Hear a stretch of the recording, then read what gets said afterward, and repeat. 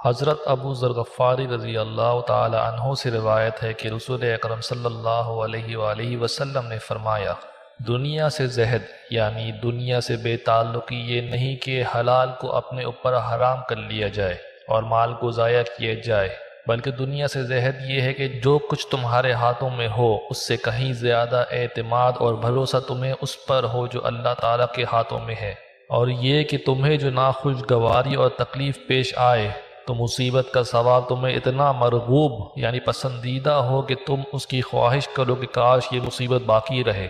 اس حدیث سے معلوم ہوا کہ زہد کا مطلب یہ نہیں کہ آدمی اللہ کی ان نعمتوں اور اس کی بخشی ہوئی راحتوں کو اپنے اوپر حرام کر لے جن کو اس نے انسانوں کے لیے جائز رکھا ہے، مثلا اچھا کھانا، اچھا پہننا، آرام و راحت، شادی بیاہ وغیرہ، بلکہ زہد یہ ہے کہ آدمی دنیا کی فنا ہو جانے والی چیزوں پر بھروسہ نہ کرے، خدا کے فضل و کرم پر اسے یقین اور اعتماد ہو اور اس کی نگاہ اللہ تعالیٰ کے نہ ختم ہونے والے غیبی خزانوں پر ہو۔ اللہ تعالیٰ سے وہ ہر دم عافیت اور خیریت کا طالب ہو، لیکن اگر اس کے حکم سے کوئی مصیبت اور تکلیف اسے پہنچ جائے تو اس مصیبت اور تکلیف کا جو اجر و ثواب خدا کے ہاں اسے ملنے والا ہے، اس کے مقابلے میں اس تکلیف و مصیبت کو وہ بے حقیقت سمجھے۔